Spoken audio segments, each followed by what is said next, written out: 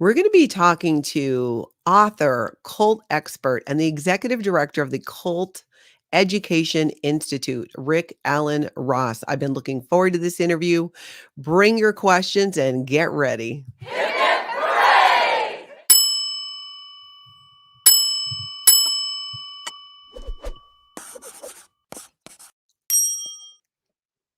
Hi, everybody, and welcome. I'm Natalie, and this is Scientology Life After a Cult, where we, of course, talk about Scientology culty stuff, my 35 years in Scientology, and leaving with 3 generations of my family.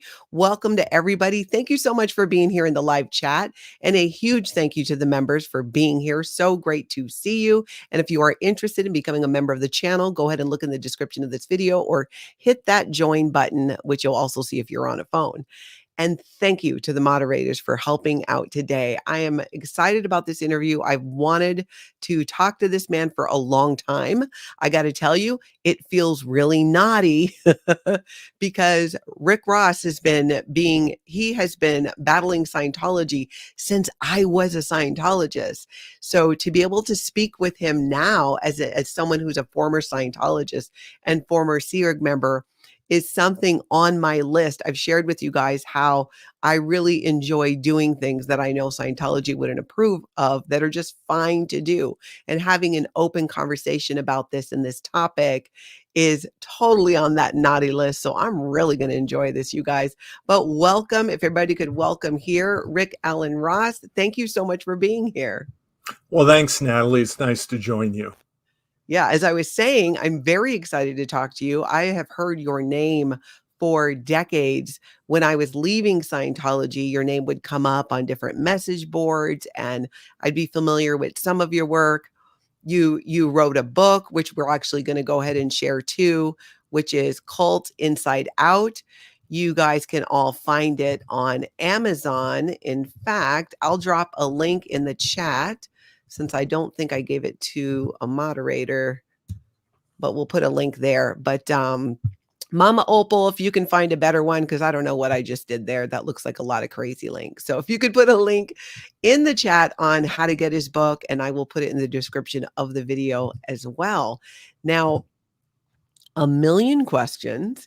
Can we start with how do you become a cult expert? I mean, you're an author, you're a cult expert, you're executive director of Cult Education Institute, which if you guys get a chance to look at the website, we're going to share it.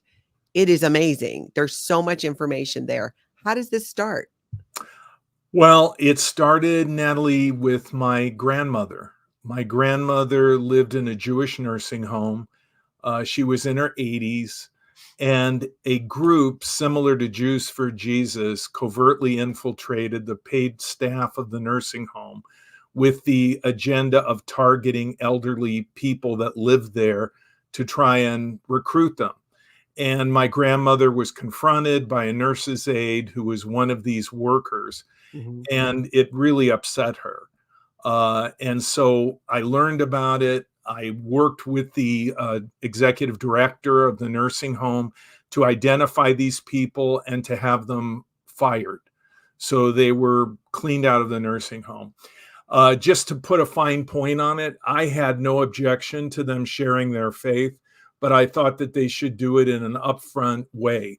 That is, come through the front door, say we're here to share, have a Bible study if anyone's interested. Probably no one would be interested, but that would be the way to do it, not covertly the way they did. So that led me onto multiple committees that I was appointed to through the Jewish community in Phoenix, Arizona. I worked for a social service agency, started doing interventions with families. I didn't know what to call it. Later, I found out it's called deprogramming. And to date, I've done over 500 interventions across the US and around the world. And I continued to work for the Jewish Family and Children's Service in the 80s until 1986. And then I became a private consultant traveling to do intervention work. And my court expert work began around 1990 when I was first qualified as an expert in a court proceeding. Since then, I've been qualified in 13 states, including United States federal court. And then I've lectured at universities and college campuses and so forth. But the whole thing began in 1982 as a direct result of my concern about my grandmother. And it just kind of snowballed and changed and evolved over the years since then. So it's been over 40 years since that time. And a lot has happened. No kidding. Can you talk a little bit about when you talk about deprogramming? I feel like that's something we don't hear a lot about today, but I recall when I was in Scientology, it was a dirty word, deprogrammers. And there was I can remember having fear that, oh, I don't want to accidentally end up like it was like the psychs or the psychiatrist. I don't want to accidentally end up in the hands of the psychiatrist or the deprogrammers. Can you kind of explain for people who might know what does that look like when you say deprogramming? What does that involve? Well, deprogramming is basically an intervention, much like a drug or an alcohol intervention, to help someone understand how their critical thinking and ability to function independently has been compromised by an authoritarian group, and gathered together for that intervention would be their family, a spouse, old friends, whomever is concerned. And there are basically 4 blocks of discussion that happen during a deprogramming intervention. One, defining a destructive cult. How would you understand a group is a destructive cult? Number 2, what is brainwashing? Really, it's a synthesis of coercive persuasion, thought reform, and influence techniques utilized in a very methodical way, systematically within certain groups led by authoritarian leaders. So what does that look like? How does that happen? How does this process of coercive persuasion take place? And then what information is there about the group that you're involved with or the leader that you don't know, that has maybe been withheld from you deliberately, that you should know in order to make a more informed decision about continuing if you decide to with the group? And then finally, the 4th block, why did your family, your spouse, your adult children decide that they wanted to do an intervention? What are their concerns? What are they worried about? What behavior have they seen that drove that concern? So those are the 4 blocks of discussion, and they take place over a period typically of 3 to 4 days.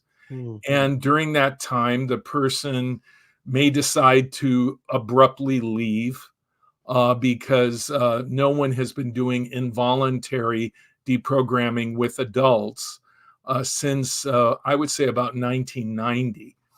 So I did some of those involuntaries previous to 1990, but since then all deprogrammings have been voluntary that I'm aware of, and in fact most of them were voluntary previous to that. So at any time the person can say, I don't want to continue, I want to leave. And at the end of the intervention, they make up their mind what they wish to do. They may say, I want to take a break from the group, I want to leave completely, or I'm happy with this group and I'm staying. And the family accepts their decision with that understanding that they are going to determine what they want to do in the end. Wow. So today then, is that a tool that is still utilized, but it's more known as an intervention? Yeah, now I would say, Natalie, it's called a cult intervention. Mhm. And I often am called in. I continue to be called in to do interventions. And I've done interventions to get people out of Scientology specifically over the years. Very tough group, I might point out, to get people out of. Because I would say that the genius of L. Ron Hubbard was that he created a machine. That's how I see Scientology, as an extremely complex machine with a number of redundancies that overlap each other in order to control people. And that starts with the, you know, the very beginning courses, the auditing, the training routines, the case supervision that is implemented, and there are so many layers to Scientology that overlap to create control. It's like a machine. And L. Ron Hubbard may not have been a very good sci-fi writer. He may have been not all that good when it came to running some of the affairs of Scientology. But when it came to the design of that machine, the ability of creating this structure, and then his process of bringing people through it and breaking them down, which is the first step in coercive persuasion. Break people down so that they are amenable to change, that they feel I need you to help me. Mm. And so you have a way of either breaking them down, or if you're in some situations, they may already be broken down when they approach a particular group or when they're brought into a particular group. But typically in coercive persuasion, you break people down first, then you change them and in that broken state, and then you lock them in, which is accomplished through peer reinforcement, social isolation, control of the environment. And so I think Hubbard was brilliant in the way that he structured Scientology. So much so that when David Miscavige took over, he simply became the administrator of the machine. He became, you know, the man behind the curtain, so to speak, like in The Wizard of Oz, running the machine. And when you begin to understand that, and you can break the components of the machine down and understand how this process occurs, you can better understand how to unwind it and escape its control. Wow. How did you come across Scientology? When did you start going head to head with Scientology? Well, it would have been in the 80s, particularly around the late 80s, early 90s.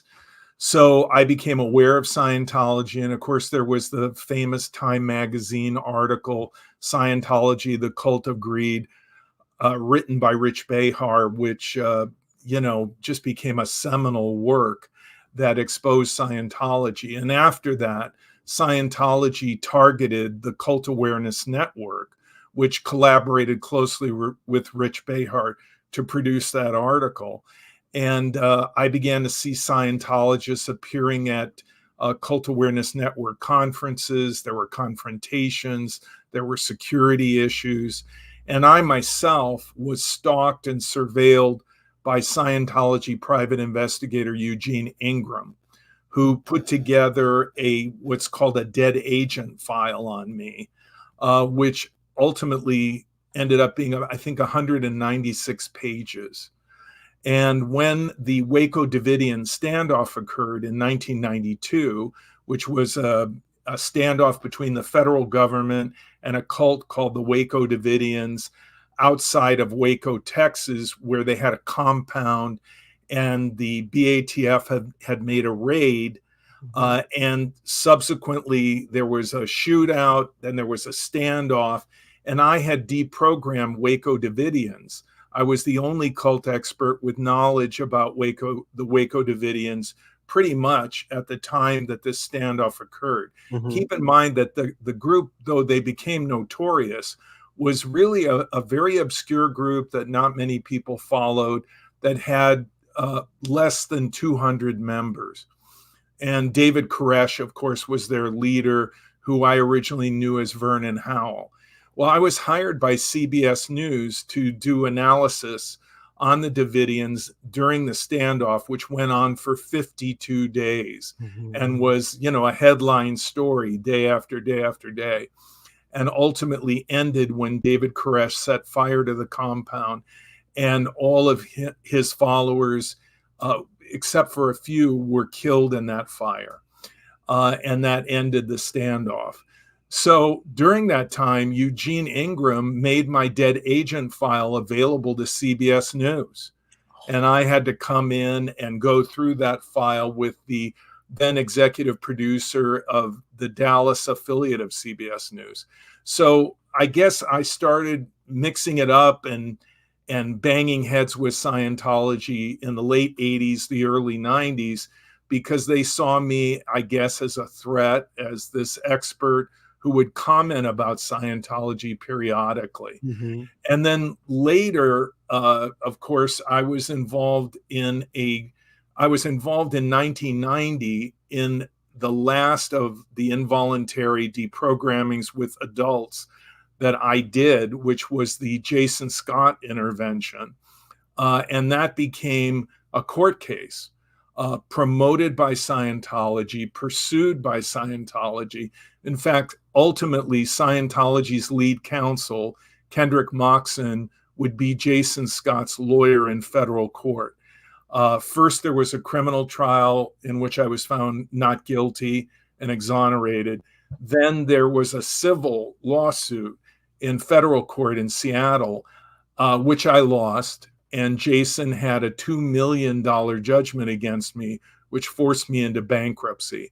All of this was pretty much micromanaged by Kendrick Moxon and the Office of Special Affairs.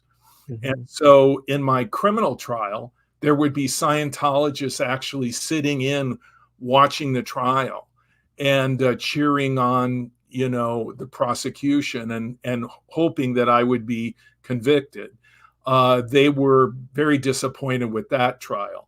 But the second trial, Moxon was actually Jason's lawyer, and there was a member of, I'm sure, Scientology who was his paralegal, toting all of his files and so on.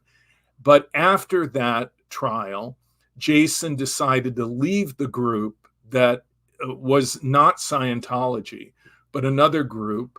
And he reconciled with his family and then sold me the judgment, $2.5 million for $5,000 in cash, with the condition that I agreed to deprogram his then wife.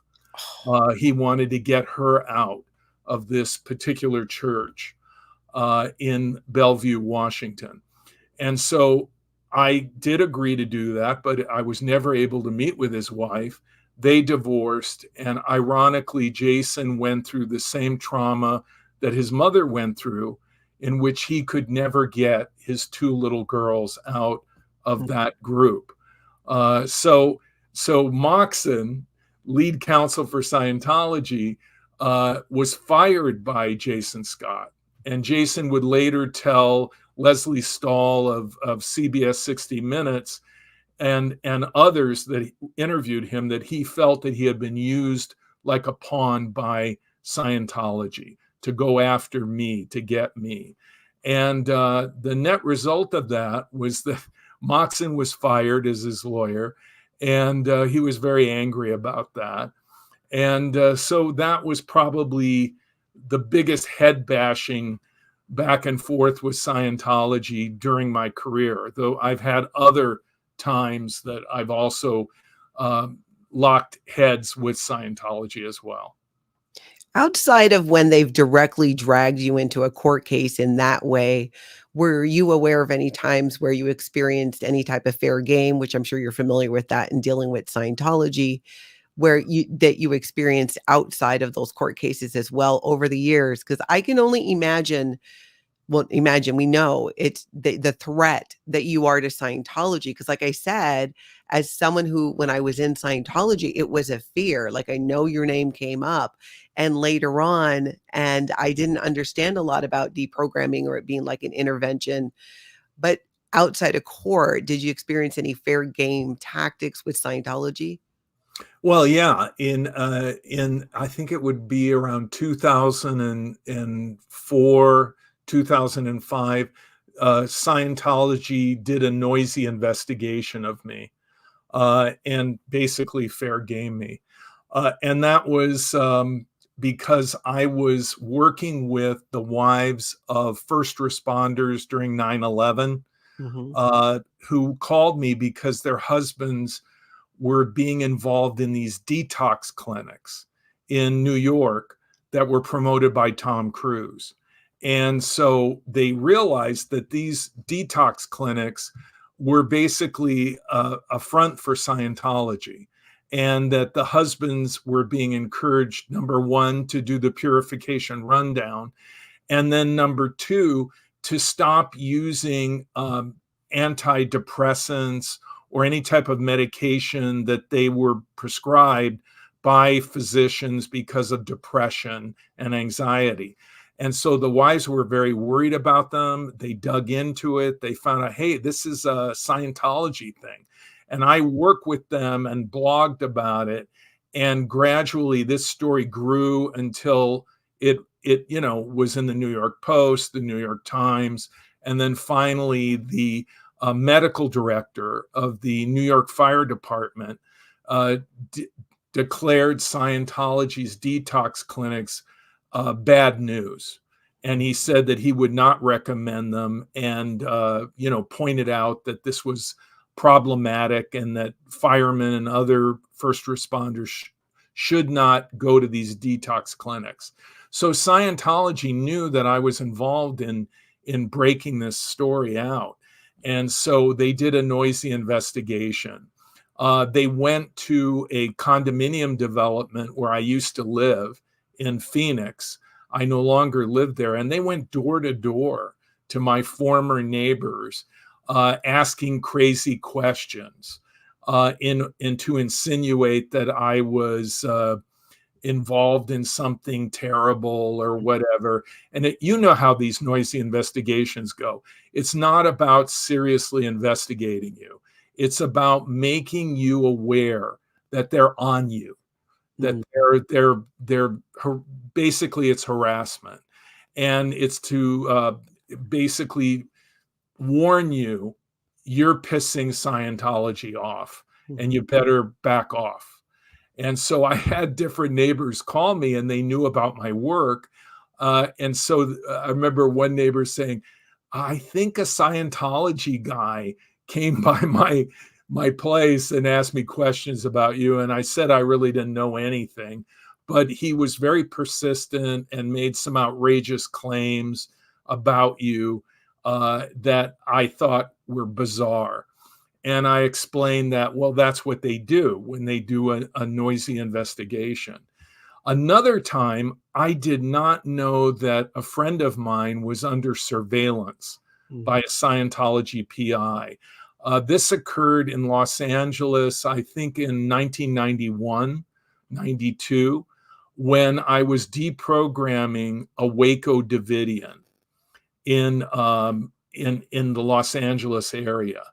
And what I did not know is that a friend of mine, who was once the executive director of the Cult Awareness Network, Priscilla Coates, that her home in Glendale was under surveillance by a Scientology private investigator.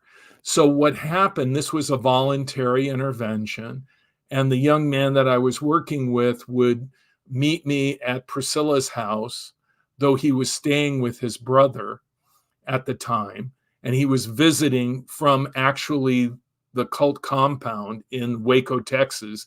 David Koresh had sent him to run errands for him in California, like fundraising and whatnot, getting money for him. And so his brother put him up in the Los Angeles area, but we didn't do the intervention in the brother's house. Instead, we met at Priscilla Coates' home, which was nearby. But I didn't know she was under surveillance. So the PI then followed this young man back to his brother's house and insisted on meeting him in between our sessions on one evening. And he told him, oh, this guy is a terrible guy. He's an evil deprogrammer. He's a suppressive person, whatever. on and said, don't go back, break off any of your work with this guy. And he refused and told him he would continue to work with me. The PI actually called David Koresh. He called him in the compound in Texas and told him that I was deprogramming one of his followers. Mm-hmm. This was a follower who was very close to Koresh. So I don't know what that PI was thinking. I'm fairly sure that he knew that the cult was heavily armed and that David Koresh had already been tried in criminal court in Waco for attempted murder. And he was acquitted because of a hung jury. So I don't know what that PI was thinking. Was he thinking by targeting me or whatever? But he called David Koresh. And that was an eerie thing, to think that we were under surveillance during that deprogramming. And of course, the young man decided to leave the Waco Davidians.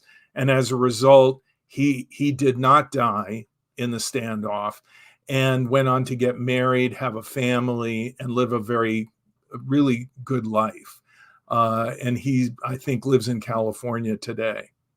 Wow, that's incredible. I mean, to be able to, I mean, what an experience too, because I would imagine when people initially sit down for an intervention, they're not thinking they need it or there's pushback about it. But to get to that point, when I got my daughter out of Scientology, when I decided to leave, what you're saying makes so much sense. And I wish I knew some of that then, because I was just kind of flying blind and using instinct and realizing that what we did was actually an intervention with her. And it did take time. And I didn't follow those multiple blocks that you mentioned as closely, but it was really close now that you're saying that, and how we went about doing that. Do you find that when it comes to Scientology, because you've dealt with so many cults, when it comes to Scientology, are there things that you run into or recognize that are different or more difficult or present a different type of challenge when it comes to helping people to break free from Scientology?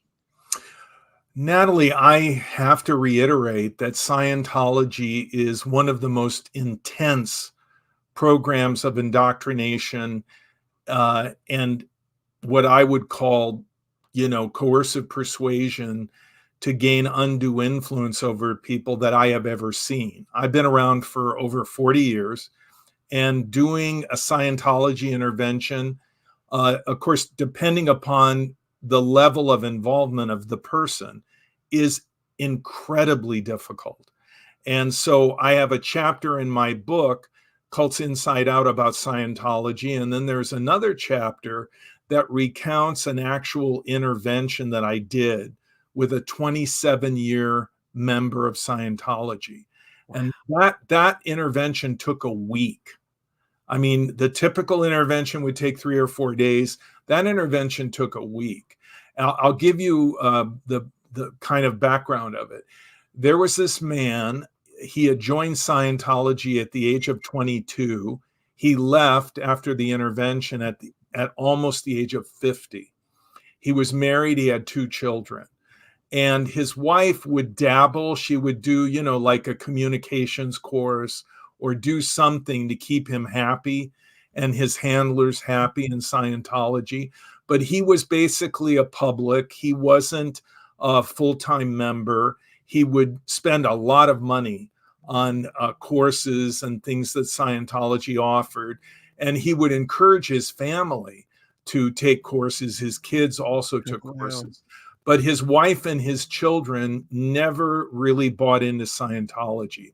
But they also never aggressively or even in any way were confrontational with him about Scientology. But Scientology became frustrated with him. He was a very skilled worker. I won't say what, because that would give him away. Mm-hmm. But Scientology decided that he would become a full-time Sea Org member. And they had him sign up, and they told him he needed to get a divorce. And so he served his wife with divorce papers, And at that point, the family decided to do an intervention. And his sister flew in, and I gathered together with the family, and we went through this very long intervention. And I Mhm. remember his children pleading with him, crying, saying, "Dad, we love you. Dad, don't go into Sea Org. It'll be so hard to visit with you and see you." And his wife said, "Haven't I been a good wife? We've been together for, like, I think at that point, more than 25 years." And the marriage was hanging by a thread at that point. And of course, Scientology was completely responsible. Another intervention I did, Natalie, that was really kind of scary and frightening to me was with a 14-year-old girl who was recruited into Scientology by her brother. Now, her brother would not be a Sea Org member, would not be really fully into Scientology because he was bipolar Mhm. and he would be on and off meds depending on his involvement with Scientology. And of course, they would encourage him not to take his medication because they would call that, psych meds, don't take that, it's bad. And he wouldn't take it, and then he'd have a complete breakdown and he'd be hospitalized. So Scientology kind of held him at arm's length. They got money from him. He would pay for services and so on. But they didn't really pull him into Sea Org because they didn't want to deal with him. As you know, Yeah. you want nice, healthy, high functioning people in Sea Org who can work long hours and help Scientology, not somebody who might become manic and have a meltdown and be hospitalized. And of course, with the Lisa McPherson case, Mhm. Scientology was even more cautious. And this whole intervention took place after the Lisa McPherson case. So he had recruited his sister, and Natalie, she was 14 years old. 14. And Scientology wanted to pull her in to Los Angeles Sea Org. And they actually faxed her parents documents to sign away their guardianship and their parental rights to Scientology. And the daughter, 14 years old, was saying to the parents, let me go, I want to go. And they were saying, wait a minute, this is not where we want you. We want you to complete high school. We want you to go on to college. The parents were very well educated and they valued education. And but they were stymied. They felt like, what are we going to do? She'll run away.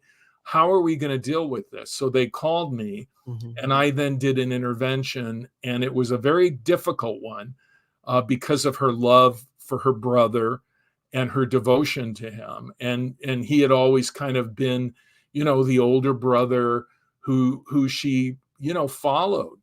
And so she was going to follow him into Scientology. But the intervention ended that, and then she severed all ties with Scientology. But I think what I came away with is this weird, kind of feeling like, really, Scientology is going to get your kids? They're going to work with a minor child without parental notification or consent. And then they're going to ask a parent to sign away their parental rights to Scientology so that they can take a 14-year-old to become a worker in Sea Org. And of course, as time went on, I would see other situations similar to this, where it seems like Scientology really wants to staff up Sea Org, and they are aggressively recruiting people for that purpose. And this case was not really an anomaly, but it's just another example of how uh, destructive and corrosive Scientology can be.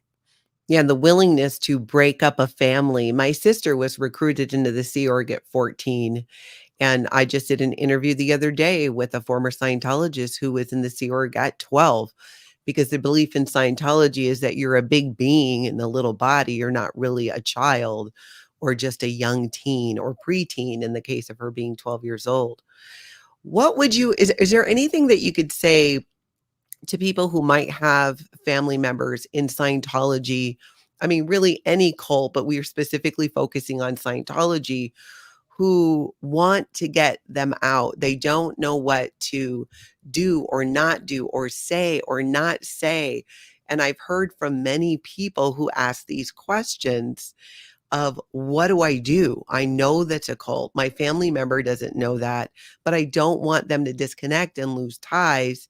What can I do? What should I do? I would caution them. I would say, don't be confrontational. Don't be argumentative. Don't be critical. Don't say, oh, it's a cult. How can you be involved in that cult?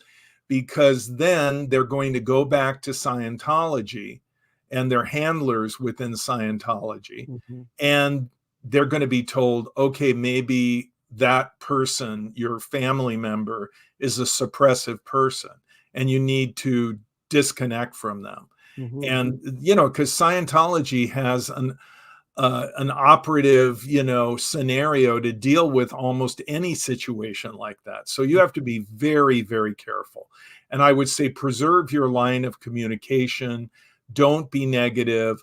Don't necessarily go along with them, encouraging them to continue, of course, and don't necessarily agree to do course curriculum and such, though some families will do that in order to maintain their relationship with a family member, like the family I mentioned that I worked with. But I think that in my book, Cults Inside Out, I've got one entire chapter devoted to coping strategies, and then another called Preparation for an Intervention that kind of lays out the process of thinking through whether or not an intervention even is possible or viable for you, because it isn't for many people. I mean, they need to have access. They need to have a line of communication. They need to have an opportunity to stage an intervention. If a loved one is in Sea Org and they have very limited access to them, they probably cannot do an intervention. Now I'd like to just take a step back and say this. In my opinion, Scientology is a destructive cult. And I'm a relative conservative on the issue of defining what is or is not a cult. But here is what I would say is the nucleus for the definition of a destructive cult, which was first identified by a psychiatrist, a psych named Robert J. Lifton, who wrote a paper that was published at Harvard called Cult Formation. So Lifton identified 3 core characteristics that all destructive cults share in common. And every definition of a destructive cult that I have ever seen will intersect these 3 core characteristics. And they are, number 1, and this is the single most salient feature of a destructive cult, there is a charismatic leader who becomes an object of worship. Whatever that leader says is right, is right. Whatever that leader says is wrong, is wrong. And the leader is the defining element and driving force of the group, the organizational glue. In my opinion, L. Ron Hubbard occupied that space. And today it is occupied by David Miscavige. He doesn't have the same authority in the sense that Hubbard did as the founder and creator of Scientology. But as Lifton says in his book, Thought Reform and the Psychology of Totalism, he is the current bearer of the word, or the sacred science of Scientology. And he occupies that space of dictator for life, essentially. So Scientology checks that box, an absolute authoritarian leader that becomes an object of worship. Second, that the group uses identifiable coercive persuasion and thought reform techniques to gain undue influence over its members. That is mandated by the leader and is methodically and systematically used. And I would say that when you and I have done this as a court expert, I've taken apart Scientology's training, the TRs, the auditing process, the courses, layer upon layer upon layer. And in my opinion, they directly correlate with coercive persuasion and thought reform. Scientology breaks people down in the process of auditing and the TRs, and then they change that individual once they are broken down or in a fluid state. And then they freeze them in that state of change subsequently. And that's done through social isolation. Sea Org would be an excellent example of that, in where you're in a bubble. You are not getting alternative ideas, critical perspectives. That's not happening. Instead, you're in this bubble where what you have been indoctrinated to believe is constantly reinforced by the people around you. Mm-hmm. And you can't reach outside that environment to get more accurate information, because if you do, whoever offers you an alternative perspective will be labeled an SP or a PTS, and they're dismissed. And so you are left with relying on the environment, which is controlled by Scientology, to understand what is real and what is not real, what is true, what is false. And Lifton would call this milieu control, or control of the environment. And in his book, Thought Reform and the Psychology of Totalism, he identifies 8 individual criteria to determine whether or not a thought reform program is ongoing. And I would say, in my opinion, that all 8 are evident in Scientology. So that's number 2. Does the group use thought reform, coercive persuasion to gain undue influence?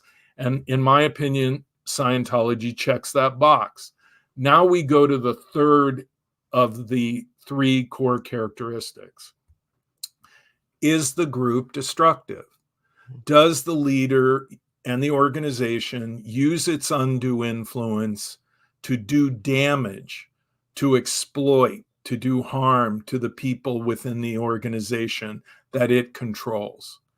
And based on my reading of Scientology, in my opinion, that criteria, that core characteristic, is profoundly evident in Scientology. You just listen to Leah Remini, you listen to all the ex-Sea Org members who were exploited, who were told get an abortion, who were told you can't get married unless we approve, kids that were turned against their parents because they questioned Scientology, or the Lisa McPherson case, or the Danny Masterson case, where you have women that were raped by Danny Masterson who were in Scientology, but because they were in, could not consider turning this guy in. And their handlers said, oh, no. Let's not be negative. Let's not do anything to upset the status of this celebrity Scientologist. So certainly Scientology, in my opinion, exploits and does harm to families, to Sea Org members. And this is done through the undue influence that Scientology exercises over its adherents, in the way in which they deal with the outside world and in the way that they're treated within Scientology.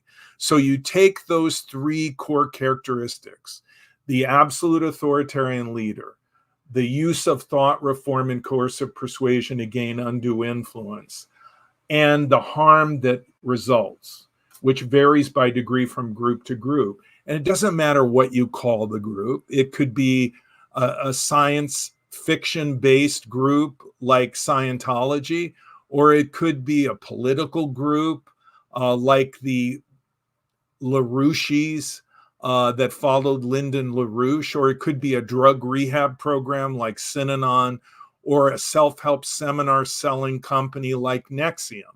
Mhm. And if those three core characteristics are evident, it's not about what the group believes, it's about how it behaves and how it impacts people's lives, which can be observed objectively. You can objectively observe whether or not the group is a dictatorship or whether it has democratic governance. Mhm. You can observe whether the leader is questioned or never questioned as an object of worship. You can look at the criteria for thought reform and coercive persuasion, compare it to the group's education or indoctrinational process, and conclude whether or not they're using thought reform and coercive persuasion. And then the damage done also can be observed through personal injury lawsuits, criminal indictments, former members stepping out and explaining what happened to them, and so on.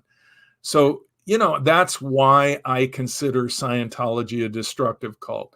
I don't care what groups believe.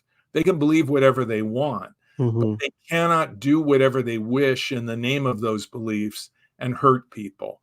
And my message to David Miscavige is, if you don't like criticism and you don't like Scientology being called a cult, stop hurting people. Mhm. Stop. Just stop. You've got what, $3 billion in assets, including real estate, cash, and whatnot. You got tax exempt status. You got a lot. Why not stop hurting people Mhm. and change the way that you deal with people? And I would say probably David Miscavige, he won't admit this, and the people in Scientology won't admit this, but they realized that in order to change hurting people, they would have to change the machine that L. Ron Hubbard created. And that is the machine that is like the golden goose laying the golden eggs. Mhm. And they're not going to kill the goose that lays the golden eggs. They're not going to eliminate the machine, because the machine that hurts people also produces these pawns that Scientology can manipulate and use after they've been processed through that mechanism. And so to modify the machine means that they won't have the power that they currently have. Can a group change that has been called a cult? Absolutely. Groups can evolve and change and become relatively benign or completely mainstream. I Mhm. mean, you can look at the history of the Mormon Church, Jehovah's Witnesses, and the Seventh-day Adventists. In my opinion, the Mormon Church began as a personality cult, as did the Adventists, as did Jehovah's Witnesses. And the Adventists, in my opinion, represent a group that has gone all the way to becoming a mainstream, democratically governed, benign group. Whereas the Witnesses, not so much. They've got this. They've got a little group of men that control the organization, that are dictatorial. It's called the governing body. And I would say that the Mormons have devolved power from the days of Joseph Smith and Brigham Young, but they still have a relatively controlling kind of hierarchy that often generates complaints. And of course, the Witnesses encourage their members to cut off people that leave, like Scientology, and also not to get blood transfusions, which results in many people dying every year. So I would say that the Mormons and the Jehovah's Witnesses still have a way to go. The Seventh-day Adventists have successfully evolved to a benign religion. Scientology may someday do that, but there's no evidence that David Miscavige is even trying, as far as I can see, in my opinion. I think you're absolutely correct about that and spot on about all of that. And the belief is so strong in Scientology. It's so much a part of the doctrine that you don't alter. It's a violation of one of the main policies in Scientology, keeping Scientology working. point after point is about hammering out of existence incorrect technology, teaching it incorrectly. Basically, you're drilled on that every single time you do a major service in Scientology. And in that same policy letter, there's the same line that we all had to read over and over again, which is where L. Ron Hubbard says, "We rather have you dead than incapable." And with Scientology not being able to change the machine, because that would then be, you'd have to change the doctrine of L. Ron Hubbard and what he said, which L. Ron Hubbard said is a violation of Scientology itself. How do Wow. how do you change or evolve from there? Do you have any prediction or idea about, what are your thoughts on with David Miscavige? A common question I get is, what do you think is going to happen after David Miscavige? He's not going to live forever. And I honestly don't really know, beyond the assumption that somebody else would step in. But with other groups that have gone through this, or other cults, do you have any thoughts on what might happen if David Miscavige, once he's no longer around? Well, I think it depends on cash. I mean, if when a cult leader dies, the group basically has no assets, or very, very limited assets, the group may disintegrate and fade away, as many cults have historically. But when you have a huge amount of money and assets like Scientology, there is the will for somebody to step into that vacuum and say, okay, I'm going to take over because we've got $3 billion in assets and cash, and all of these rich people that belong to Scientology, these celebrities who are the gift that just keeps giving. And so there's a reason for somebody to step in.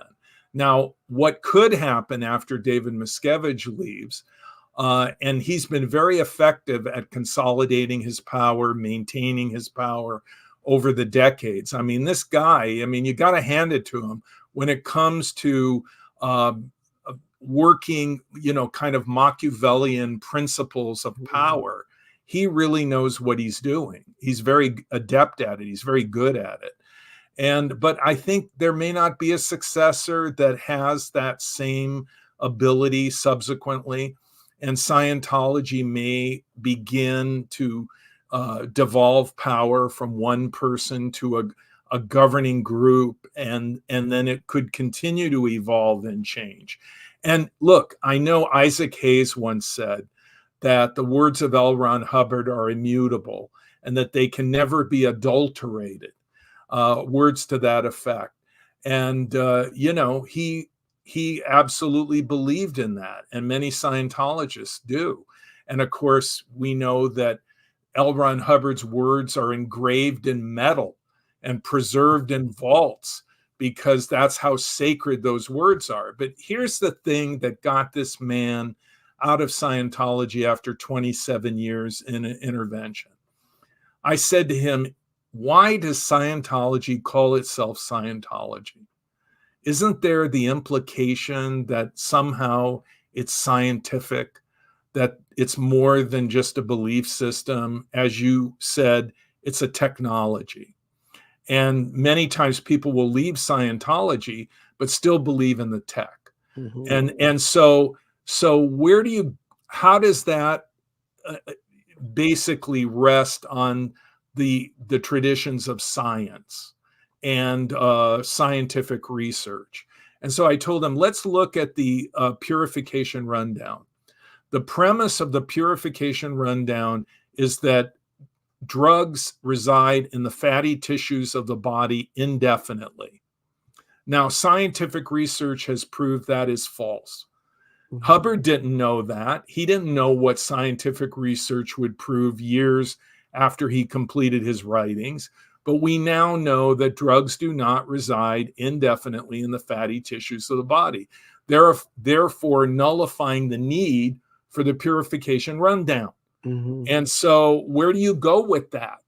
Where do you go with that?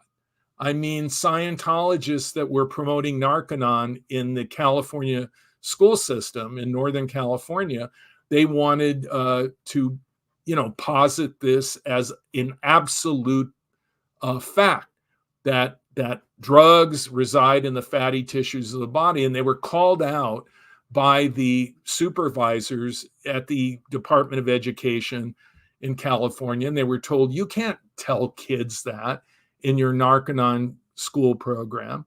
And they said, well, that's the truth. And the school officials said, no, it's not. That's been completely disproven by scientific research. And there's no one who is a researcher regarding substance abuse that would concur with this theory that your leader, your founder concocted back in the 50s or whenever. And so you need to just stop teaching the kids that, because it's not good. It's not true. Mm-hmm. And also it creates unreasonable fear in the children that at any time these drugs can be released from the fatty tissues in their body, from smoking marijuana or using hallucinogenics or whatever. And they refused to do that. And they had to leave the California school system. They could no longer do their program as they had. And so I showed all the documentation regarding this to this man who had believed it for 27 years. And at that point, I think something cracked in the programming. And that's what deprogramming does. It creates cracks. And then with further discussion, those cracks open wider. And eventually the program itself collapses. And of course, a key to that is talking to somebody who is unplugged from the group long enough so that they can think independently without the group coaching them and telling them what to do, which is really hard in this day of texting and, constant communication that we have. But we had agreed to shut down all of our electronic devices during this intervention. And he was thinking for himself, and he thought his way out. He said, well, Hubbard was wrong. And for him to just open his mouth and say those words was a huge move on his part. And he said, if Hubbard was wrong about that, then Scientology isn't based on technology, as I thought, but rather subjective beliefs that are just spouted by Hubbard that have no basis in reality, no basis in fact, no basis in science. And he said, if Hubbard was wrong about that, then what else was he wrong about? Mm. And so that enabled him to be able to really think through everything and begin to really weigh everything out, in particular about becoming a full-time Sea Org member and leaving his family and going into Sea Org full-time. So I think that's the key, is really looking at things from that standpoint and critically evaluating them. And I know that for a Scientologist to say that maybe something L. Ron Hubbard said was true was not true, was in fact false, that he was wrong, that's anathema. That's like the cardinal sin in Scientology. You can never question Hubbard or the technology. But in order to evaluate and critically examine things, you have to be open to that, or you should in fact consider being open to that possibility that Hubbard was wrong. And then you can think your way out. And let me just say, and this is a ray of hope, in the Seventh-day Adventist Church, it was found that Ellen White plagiarized many of her writings from people that wrote about health and healthy diets and exercise. And White kind of created a composite, like many people do, drawing from many different sources. And that became her teachings for the Seventh-day Adventist Church, which are honored to this day. But when the plagiarism was proven, the Seventh-day Adventist Church recognized it. They called it, they used the euphemism, Sister White's borrowings. So she borrowed ideas, and you know, and they would argue maybe that she was inspired by the Holy Spirit to read this and read that and put this in and put that in. But the point I'm making is that the Seventh-day Adventists were able to evolve and change, acknowledge what had happened with Ellen White's writings, Mhm. the problems there were, and move past it. Also, the Reorganized Church of Jesus Christ of the Latter-day Saints, which is the other Mormon church, after Joseph Smith died, his son led one faction that became a lesser known church, and then Brigham Young led the majority into what now is known as the LDS Church, very likely the richest religion in the world today, Wow. hundreds of billions of dollars under their control. And they're kind of saddled with an interesting predicament. And that is that the Book of Mormon is fictional. It is not based on history. The Smithsonian Institute has said that. Scholars have said that. The peoples that are mentioned in the Book of Mormon, the Jaredites, the Lamanites, the Nephites, they never existed. There's no archaeological evidence to prove their existence. And also, there's no blood evidence to prove the claim that Joseph Smith made that the ancient Hebrews migrated to the Western Hemisphere. There's no DNA markers to indicate that Native Americans, the native indigenous peoples, had any connection to ancient Israelites previous to Columbus. So, and then also Smith mentioned metallurgical skills, glass making skills, crops of barley, horses, none of which existed in pre-Columbian America. So the Mormons, interesting, it's going to be interesting to see how this works. How are they going to get out of that one?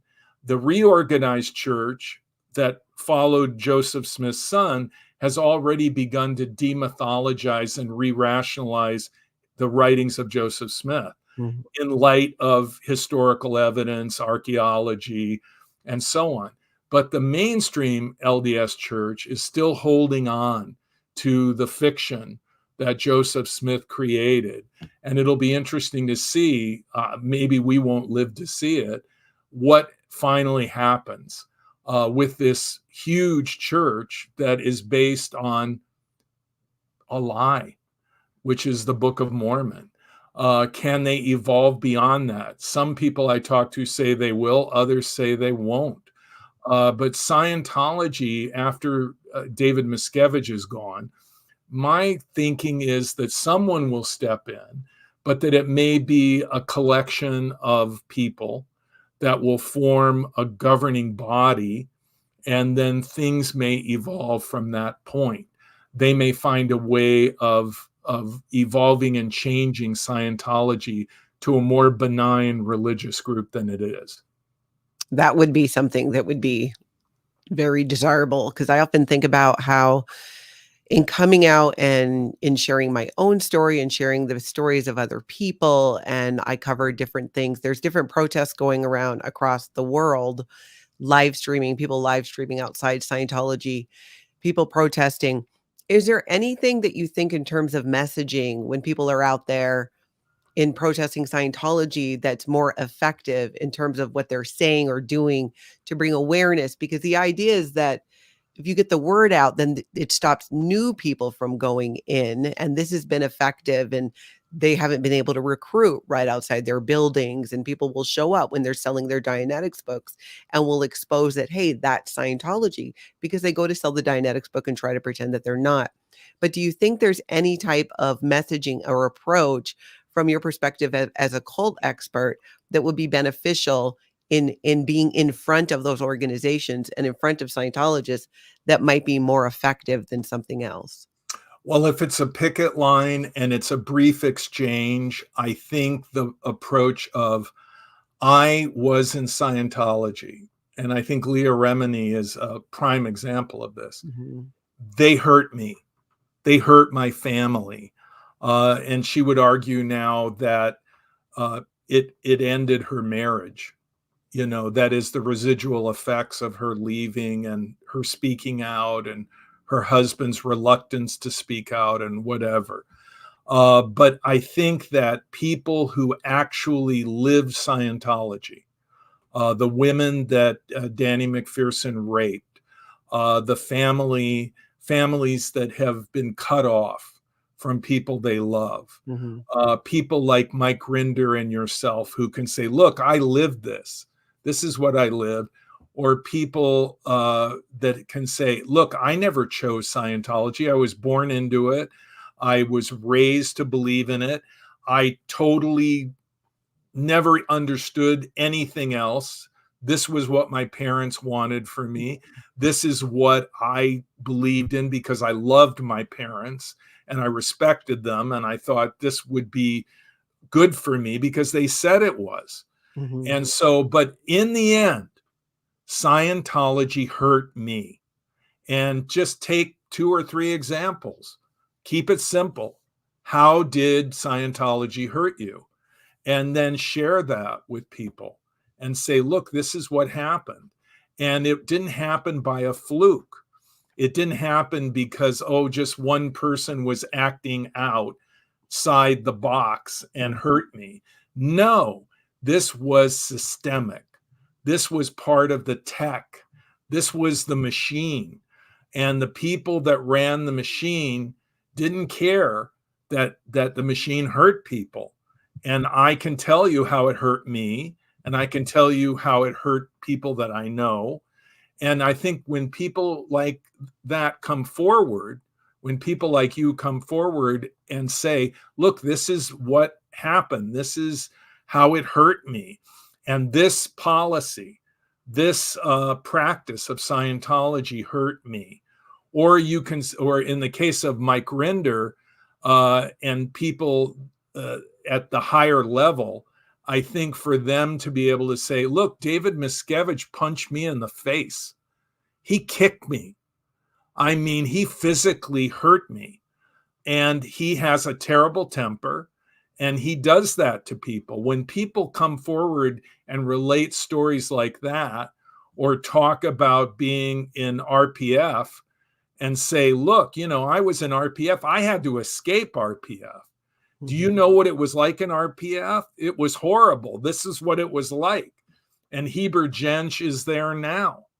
One of the things that I find very interesting about David Miscavige, in my opinion, he's very similar to Joseph Stalin, the dictator of Russia.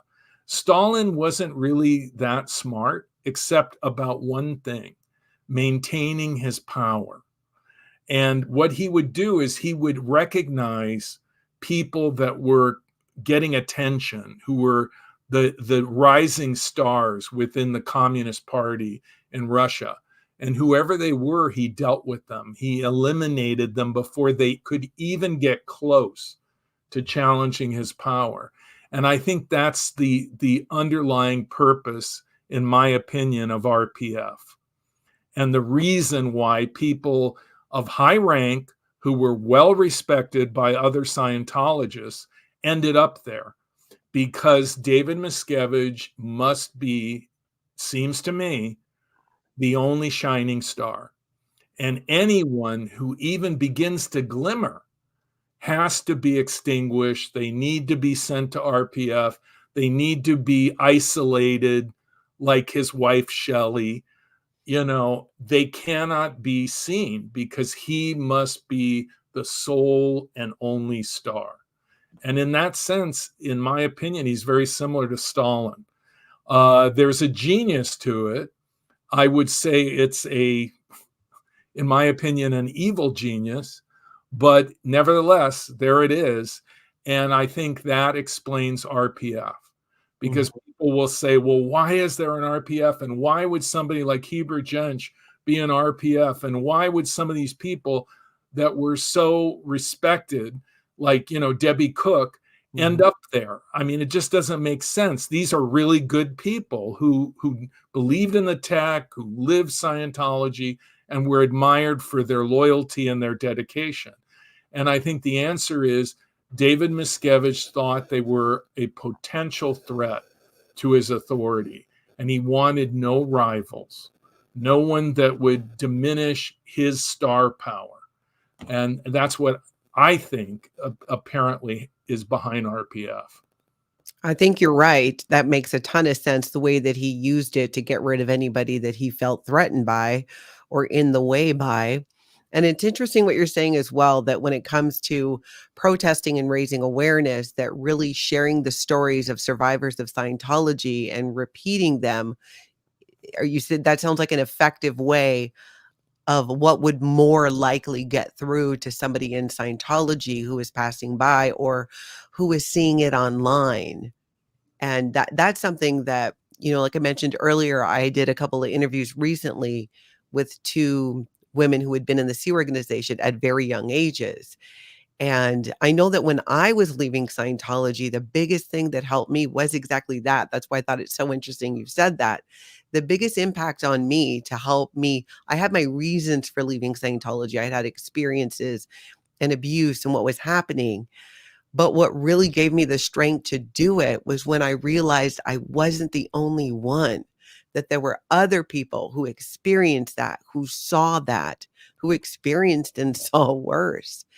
And just that alone helped me understand that, wow, I'm not the only one. I'm not the only one seeing this. And it's okay to see it and to say that. But it was the stories of other survivors that helped to give me the courage, not just to leave, but then to also be active in turning around and trying to use my story to then expose Scientology. It's like there's this safety in numbers about it.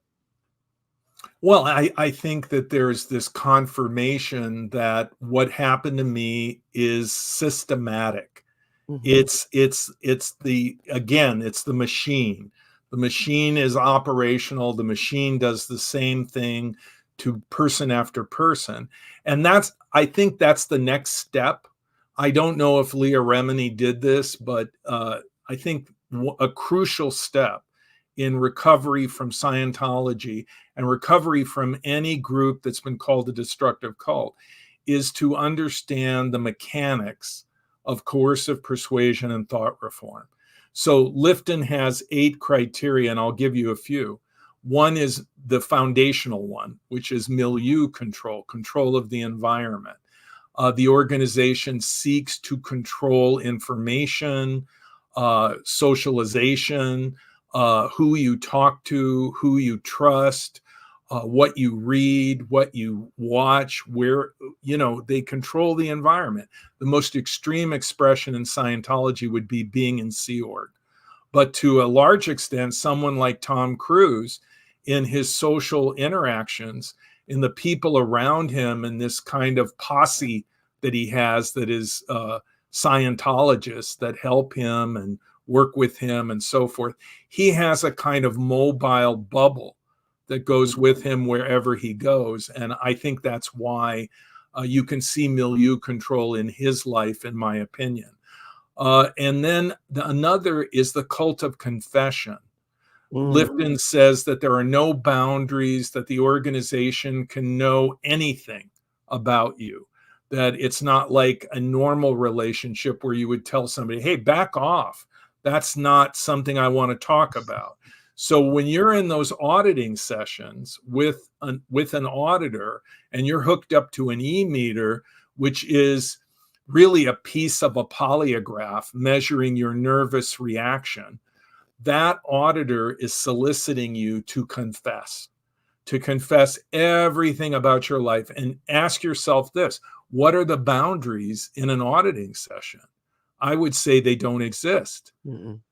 And so the auditor can ask you about your sex life, your finances, your family, your job, whatever. And when he sees that needle move, he knows, uh-oh, this guy or this girl is nervous about what I just asked. So I'm going to drill down into that.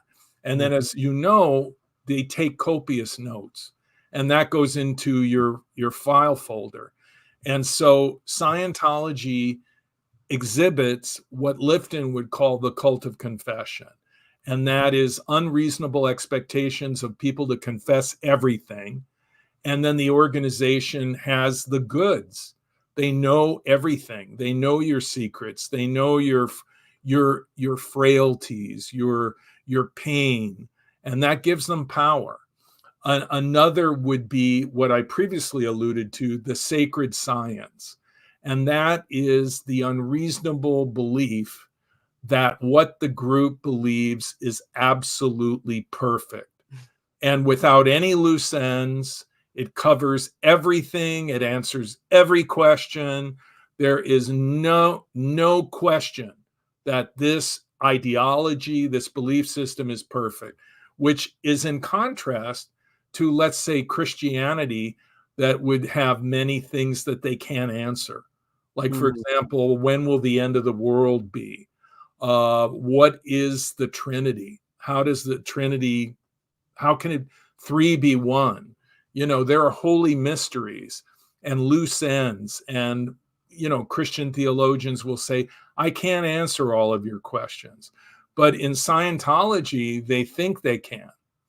And they believe that what they represent is a sacred science that is true for all people at all times for the ordering of human existence, which is what they mean when they say we're going to clear the planet.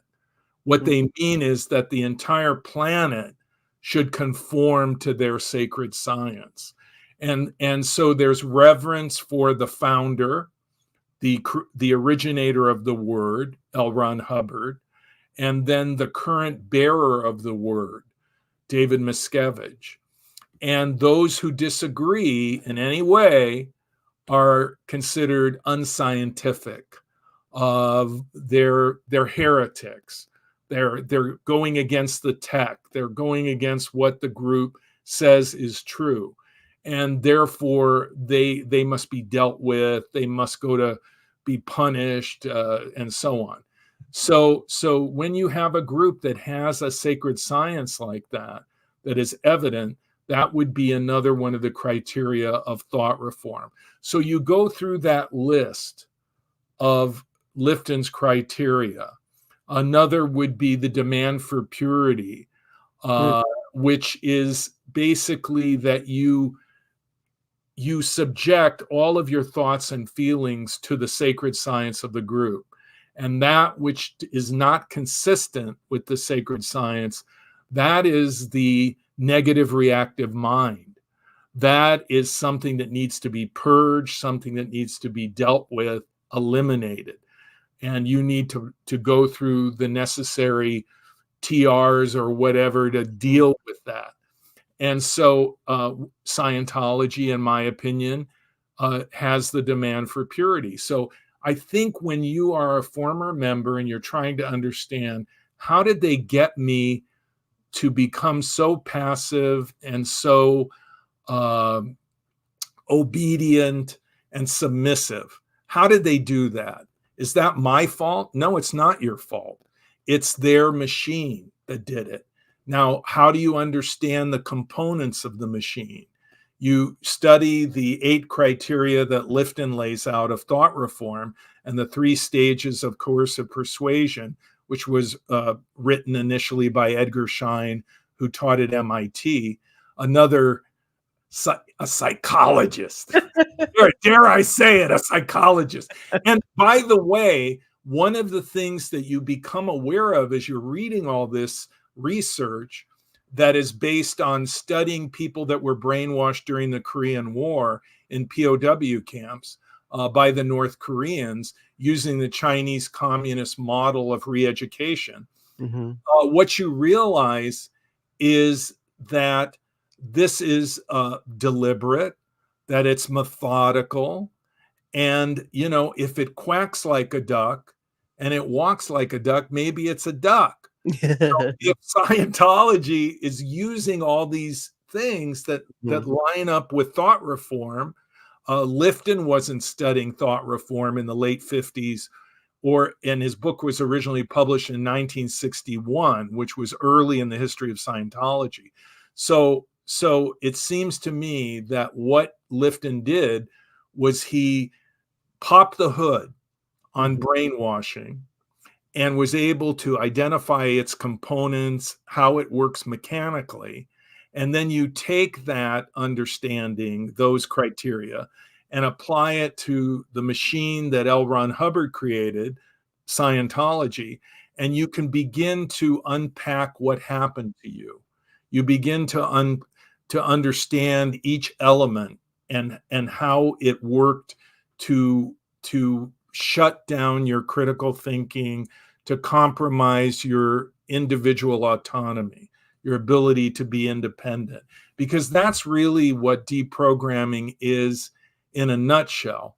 Margaret Singer, a psychologist, that deprogramming is really helping someone to understand how their ability to make their own decisions and do what is best for them as opposed to someone controlling them, how that was taken away. How was that taken away from you? And by unpacking it and identifying the different components, you can take back your ability to critically think and individually function, which is what we all really want. We don't want to be a pawn. We want to be our own person. And I think what destructive cults do is they take away your personhood, your ability to function independently, autonomously, which is a horrible thing. I mean, we've got one life to live. Who wants to have it taken over by a group that tells us how to live our life, and we have no authentic life? We just are a pawn. I don't think anybody knowingly, willingly wants to do that. And I think these groups trick people into being involved, or, they trick the parents who in turn bring in the children. And then once you're in, they trap you. They create unreasonable fears about leaving that become like a wall, an impediment. And it makes it very difficult for people to leave, because, sometimes people will say to me, well, if they don't like the cult, they can just leave. They can just go. They don't have to stay. They can just go. Well, it's not that easy. As you know, you have friends, you have family, you've lived your whole life in the group, and you just can't imagine what your life would be like on the outside. And that's why it's remarkable when people like you or people like Leah Remini say, hey, I did it. Because what you're really saying to other people in Scientology or in some other group like Scientology is, if I can do it, you can do it. Yeah, definitely. I think there's so much power in those individual stories. When you talked about, you took apart like the training routines in Scientology, which are the drills, the communication drills, they're often called. That I've heard from so many Scientologists, and myself included, or ex-Scientologists, that the realization, like, we realize once we're no longer doing those training routines, which for me, they started at, oh gosh, probably like 6 or 7 when I first started doing them. And then from there, you do longer times in doing the training routines. And part of it involves what's called bull baiting, where you can say or do anything to the person, but touch them. And if they react, you do it again. You push the button until there's no reaction. That so much of this, I know for myself, I realized it's so hypnotic. There's just something about it adds to the control, because then when you become a C organization member or even just a Scientologist, and you're not dealing with something in the way that Scientology wants you to, or maybe you're upset or you're crying, it's get your TRs in, it's get your training routines in. Can you talk a little bit about, have you seen any tie or correlation with the damage of the training routines and how that actually affects an individual? Well, Natalie, I think that the primary purpose, in my opinion, of TRs is submission and control. The idea that, look at the wall, look at the ashtray, whatever. the idea is you will comply, you will obey. And that obedience becomes more and more automatic. And also that the TRs numb a person's emotions, so, Mhm. to the point that they just aren't feeling. They're not responding normally to the outside world. And that can become useful to Scientology. I'll give you an example. I was in court with Kendrick Moxon immediately after his daughter died in a horrible accident where she was electrocuted to death at Golden Era Studios in Hemet.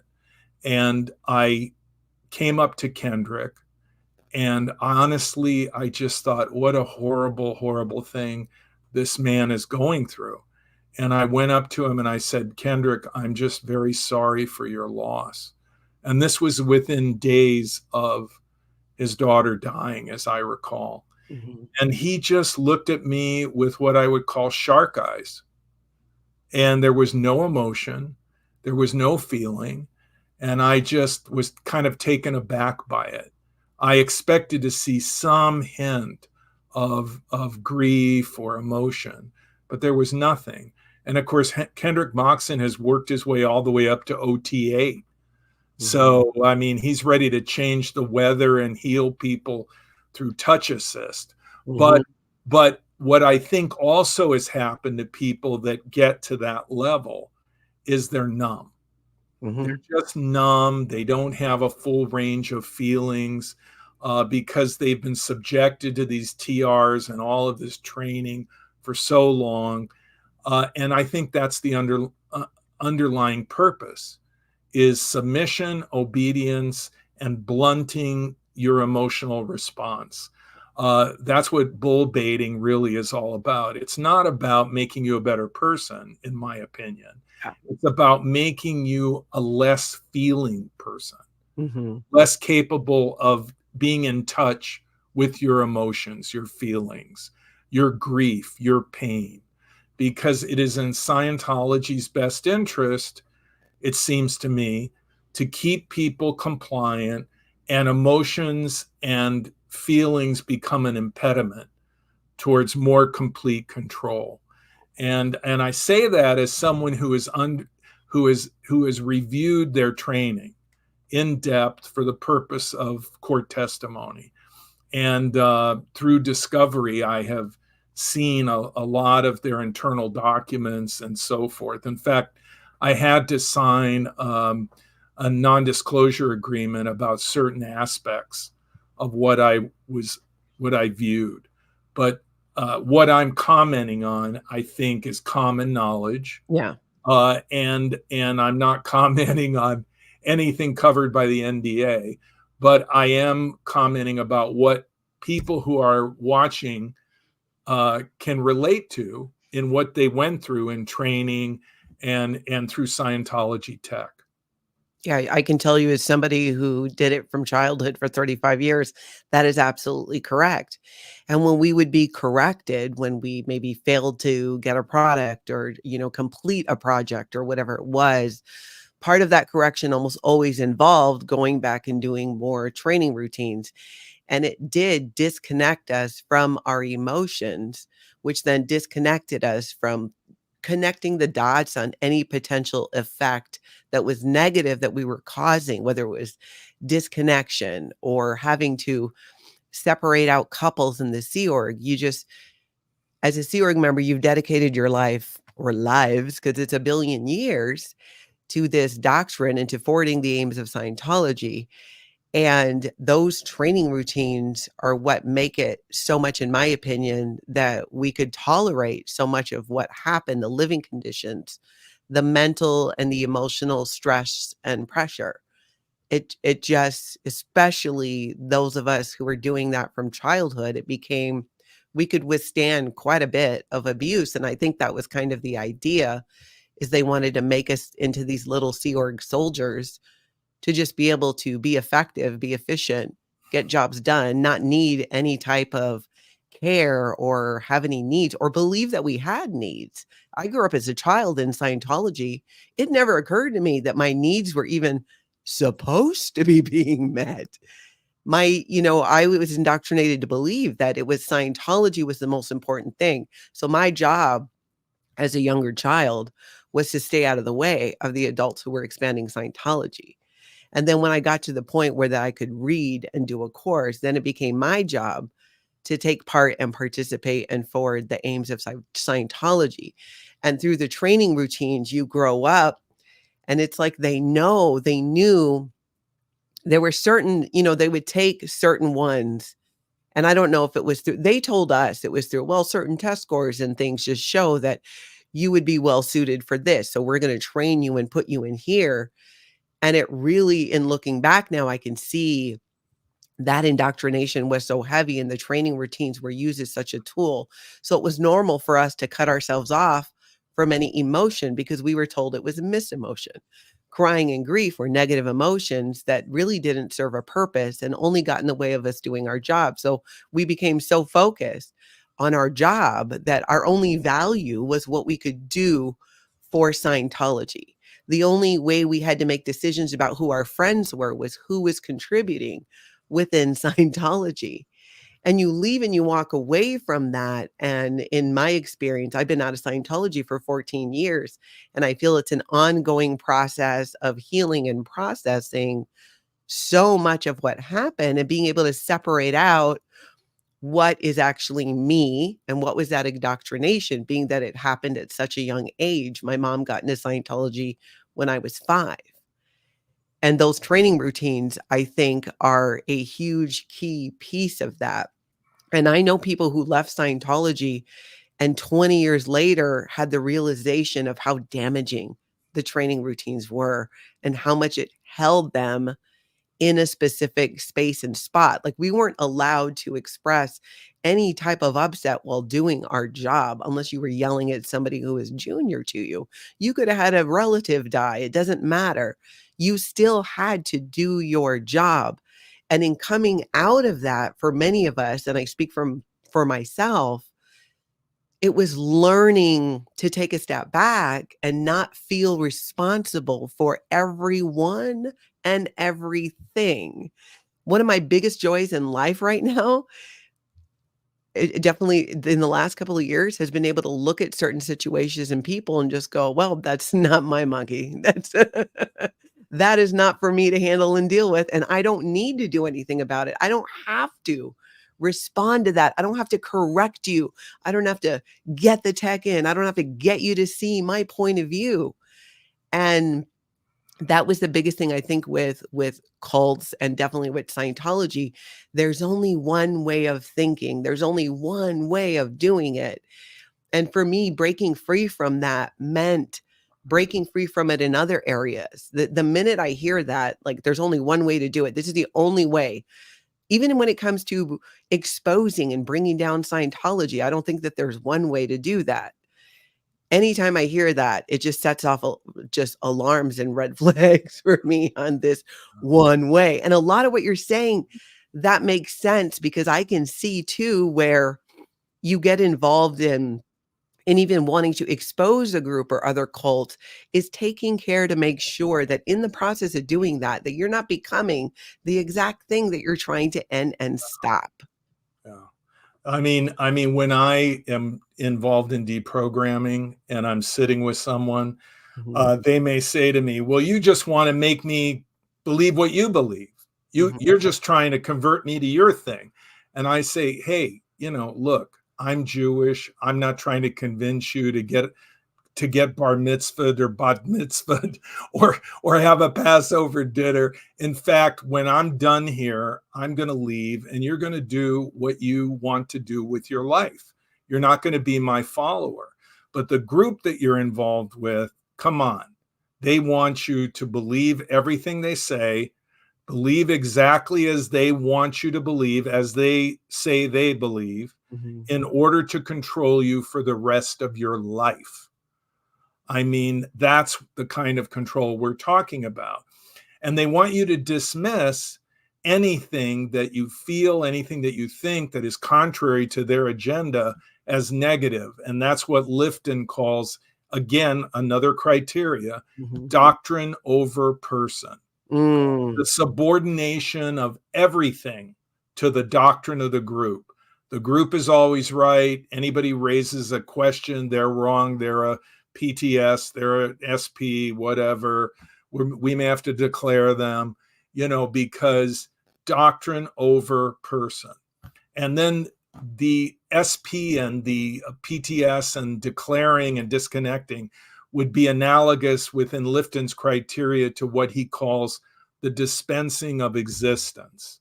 And that is the belief posited by the group that the only people that have a right to exist within their world are those that agree with them, comply with their dictates, go through their training, reach their levels, etc.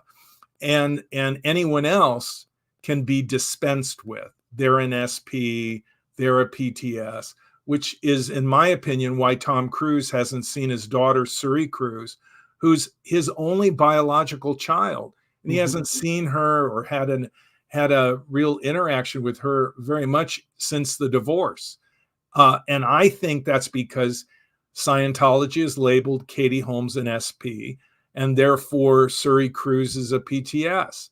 And it's the same reason why Tom Cruise, in my opinion, has had 3 divorces. Mimi Rogers, who decided after her parents left Scientology that she would leave, and divorce number 1.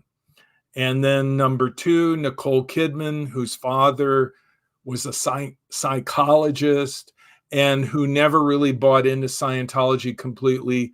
That's divorce number 2. And the adopted children have very limited relationship with her, again, because she is an SP. And then number 3, Katie Holmes, because she doubted Scientology in the end, decided that her family and friends who were expressing concerns reportedly were right, and that she needed to get out of her relationship with Tom Cruise. So this is a guy who's gone through 3 probably very painful divorces. He's a really smart guy. He's a guy that you look at his career and his ability to put together productions and his acting prowess and all these things. And this is he's probably the biggest superstar on earth, arguably the last real movie star. And how could somebody that smart be conned by Scientology? And my answer is, he's been through all of this. He's been through all of these stages. And I would say that when a person reaches OT3, and people will talk about Xenu and the crazy story that Scientologists are told when they reach OT3 about the state of the world and why the world is the way it is, having to do with alien beings from outer space and a galactic overlord named Xenu. And people will say to me, how could anybody believe that? And I would say to them, that is after they have gone through all kinds of courses, the TRs, the auditing. They've gone through OT1, OT2. By the time they get to OT3, they no longer are thinking critically. They're not reflecting the way they did before they were in Scientology. And so Scientology has set them up, or what Lifton calls mystically manipulated. Mystical manipulation is another one of Lifton's criteria. Many of us would call that gaslighting. That is, that Scientology has a script. They know what they're doing with everyone they're indoctrinating and they're bringing along through the operating Thetan levels. And you think that what you're feeling, what you're experiencing is spontaneous, but it isn't. It's planned. It's orchestrated. And this would be like someone involved in an abusive, controlling relationship, being gaslit by their abuser. Their abuser knows what he's doing, but the woman that's being gaslit doesn't really see it, and believes in the love of the abuser, and what the abuser says is his real feelings, which really are not. He's a narcissistic, abusive, probably sociopathic abuser. So when you're involved in Scientology, you think what you're feeling in the TRs and what you're feeling as you move through the operating thetan levels is what you genuinely feel spontaneously. But I would say, in my opinion, that it's orchestrated, that those feelings that you're experiencing are virtually identical to what other people have also been through in Scientology. And that's because the machine is working, and the machine produces the same effect over and over and over again, and that it's calculated and deliberate by design. And so it's not really spontaneous. It's something that has been scripted. The people that are handling you, whether it's the ethics officer or a case supervisor or whatever, they know what they're doing. They're following the script and they're micromanaging everything. And that's why many groups have copied Scientology rather than come up with their own shtick. For example, Keith Raniere, who I dealt with for years. I mean, this guy sued me in federal court for 14 years because a psychologist and a psychiatrist wrote 3 reports after examining the study notes of his course curriculum and determined that he was using a thought reform program and that he was brainwashing people. And they were very concise, and they wrote these scholarly papers, which are at culteducation.com in the NXIVM subsection. You can read them. And Raniere sued me for 14 years because he didn't want anybody to know what he was doing. He didn't want them to understand that he was deliberately breaking them down, manipulating change, and then locking them in, which is coercive persuasion. So where did Raniere get what he was teaching? NXIVM was by and large Scientology, because what did a NXIVM student learn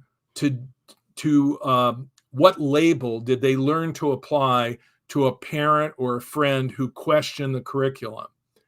They were specifically labeled suppressive persons, or SPs. And basically what NXIVM was a combination of Scientology, Ayn Rand, the seminar structure of Landmark Education, the Forum, and the multi-level marketing approach of Amway, because Keith Raniere had been a distributor for Amway.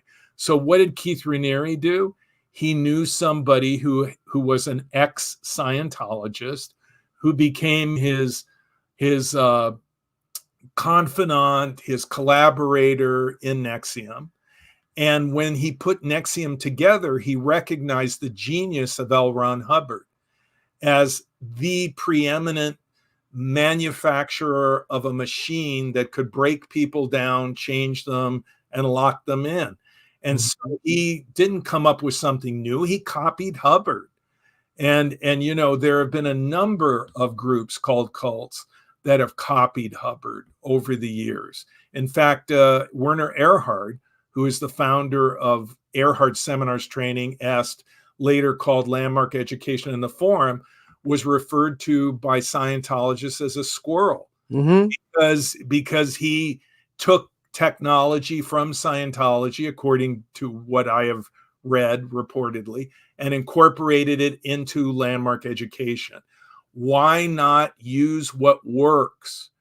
And so basically what Erhard did, though he also incorporated other sources as well, but what he did was basically copy Scientology. And Keith Raniere copied Scientology. Why?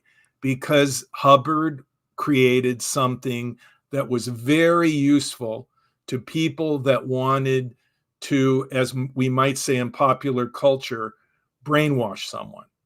And so why start from scratch? Just take the playbook that Hubbard created, copy from it, and then incorporate it into your new group, and it would be very effective. And so that is why when people say to me, how could these women that were in NXIVM become sex slaves and allow themselves to be literally branded with a cauterizing iron with no anesthetic, screaming on a gurney? How could that be? How could any woman allow that?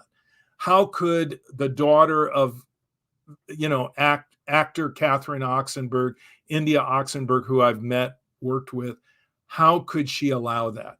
And the answer is, it happened over a process period of years that Raniere was breaking her down,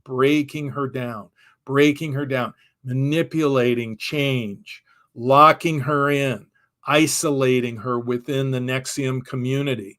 And she had been brought in as a teenager by her mother, and she thought, this is okay, my mom's doing it. Now her mom and her stepfather, the actor Casper Van Dien, would later say, something's wrong here. We need to get the heck out of NXIVM. Mm-hmm. And, other people would bail as well, like Edgar Bronfman, the Seagram's multi-billionaire, or Kristen Kruk, an actor that worked with Allison Mack, who was a follower of Keith Raniere. She worked with Allison Mack on Smallville, the television series, mm-hmm. and she bailed.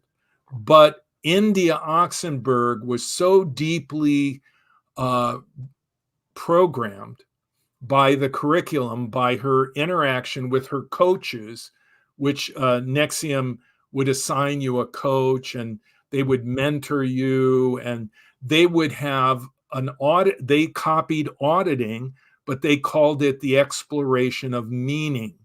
So you would do a Q&A with your coach, and it would be called an EM. In Scientology, it would just be called auditing. Now, they didn't have an E-meter, but the net effect was the same. What they were doing was digging into your head to find out where your vulnerabilities were, what they could leverage, how they could work you. And that, is mystical manipulation or planned spontaneity, as Lifton would say in thought reform. And again, they copied this from Scientology. So you have to understand that when you're a Scientologist and you've gone through all these auditing sessions and you've signed releases that relinquish your control over your files and give control to Scientology, do you think that the auditor is taking notes for the heck of it? Do you think they keep a file for the heck of it? Do they have case management for the heck of it? Why are all these layers overlapping? And I would say, in my opinion, the purpose is control, very tight control, and identification of the weaknesses of members so that they can be exploited later. And you may think to yourself, oh, my auditor has such a profound understanding of the negative reactive mind, and their mastery of the tech is so incredible. They know how I feel, what I think, everything. Hello, it's the notes. It's the notes. They know all about you. They refer to your file. They know what they can bring up, what they can use to leverage you, to manipulate you. Mm-hmm. And so the idea that it's their mastery of the e-meter or the tech, that, in my opinion, is fallacious. What it really is just assiduous note-taking, studying the notes, understanding how to use them. And Scientology has a very methodical process of using the information that they extract through auditing and managing it. Yeah. What's always been interesting to me, and what I found myself often trying to explain to people who are new to understanding Scientology or Scientologists, is that many people in Scientology are there because they believe that Scientology is actually saving the planet. That when they are using a lot of the Scientology technology, most of them believe that they're helping the person, that doing this, they're not going in it going like, I'm going to do this just purely to manipulate you and control you so that you can do my bidding. There are a few people like that in there for sure, but the majority of them believe in that cause. It's like almost like this internal, which is probably part of the brainwashing. How would you describe that? If you kind of know what I'm talking about, it's that we didn't do it like, here, case in point. I think that people like Tom Cruise, John Travolta, Jenna Mhm, Elfman, that they sincerely believe that they're clearing the planet, that they sincerely believe in Scientology. mhm, But I would question how they came to that place. And I would, in my opinion, say they came there through a very deliberate process of coercive persuasion, and that they're held in stasis, in that state of complete belief by coercive control, whether they recognize it or not. If someone does recognize it, of course, they're saying, I don't want to be coerced. I don't want to be controlled. So it has to be done behind a facade, behind a mask. And I think many of the people in Scientology are deeply committed, very idealistic. And of course, when you meet those people and you deal with those people, it's compelling. You feel like, well, look at this person. I know them. They're very sincere. They're very idealistic. How mhm, can I question Scientology? They clearly believe it, and they say it's brought order and happiness to their life. And I would even say that when someone disconnects, that they in their head somewhere are thinking, well, this is being done in a sense for the betterment of not only mhm, humanity, but for this individual. Because if I cut them off, then that might cause them to question their choices, which eventually might bring them back to the truth of Scientology. So even in the disconnection policy, much like the Jehovah's Witnesses who shun people that leave Jehovah's Witnesses, mhm, the true believer thinks this is something that I'm doing that may ultimately bring them back and into existence again, as Lifton would say, the dispensing of existence. He says that a person can no longer have the right to exist if they question or disobey or reject the sacred science of the group. But if they then comply and say, I was wrong, I repent, I believe in the sacred science again, they go from existence, non-existence, back to existence. So, I mean, looking at it through that lens, someone who is practicing disconnection policy may see it as a good thing, mhm. something they're doing because they love that person and want to ultimately help them, repair them, bring them back to the tech. And this is another thing that's very difficult with Scientology, is that people will say, well, I don't really like L. Ron Hubbard anymore, or I really don't like David Miscavige. Hubbard really wasn't that bad. And I would tend to agree with that. I think David Miscavige, in my opinion, is worse, more harsh than L. Ron Hubbard was, though I'm not giving him a pass. I Yeah. mean, Hubbard did a lot of very bad things, and that have been reported, that have been related. But what I would say is that many people leave and they haven't really unpacked everything. So they say, "Well, I'm leaving because this happened, that happened. David Miscavige is a pig, L. Ron Hubbard was a pig, whatever. They're leaving because they have this negative attitude about the leadership and the people that they that interacted with them and dealt with them often very harshly. But they still value the technology. And I would say that they're kind of half in and half out. And that I, again, would say that if you read Lifton, you read Thought Reform and the Psychology of Totalism, and you take the 22nd chapter of that book, which delineates the 8 criteria, and then ask yourself, honestly, does this parallel, excuse me, does this parallel what I experienced in Scientology? Is this, in essence, the net effect of the technology? And if this is what the technology is really all about, does that mean the tech is good? Or maybe does that mean the tech is not good? That the tech is coercive, that it's manipulative? And I think that's part of unpacking what happened. Mm-hmm. Because there are people that are cult hoppers. They leave one cult, they join another cult, and they'll go from one to another and continue to be vulnerable. And I think the reason why that is true is because they haven't unpacked everything. They haven't looked at everything. They haven't analyzed everything. And that's why I have the Cult Education Institute at culteducation.com, where people can get all this information free. And it's a charitable nonprofit. And people can go there, read. There's a huge section on Scientology. Or I'm going to get a plug in. They can read my book, Cults Inside Out. And I think that can help people better understand the what they have gone through.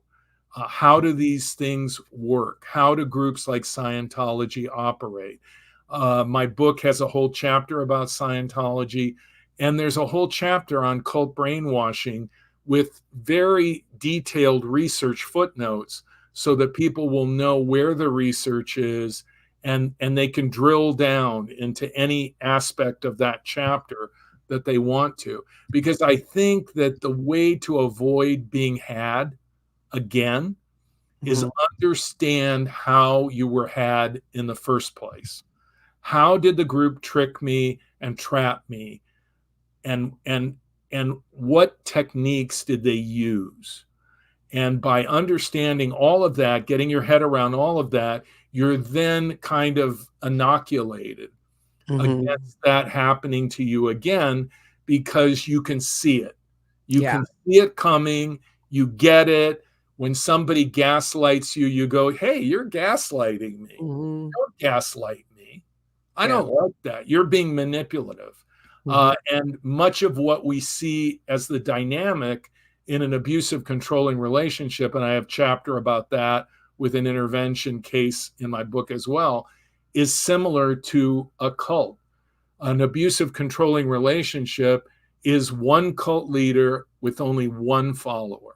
But the dynamic between the abuser and the victim is very, very similar, eerily similar. And I think that the way that a woman, in most cases, can avoid going from one abusive, controlling partner to another is by taking a break and studying carefully how these people operate. What is a narcissist? How can I identify one? How do they gaslight? What is gaslighting? How does that work? How do all these techniques work? And that way, when another abusive, controlling person comes into my life, I can say, hey, I got this.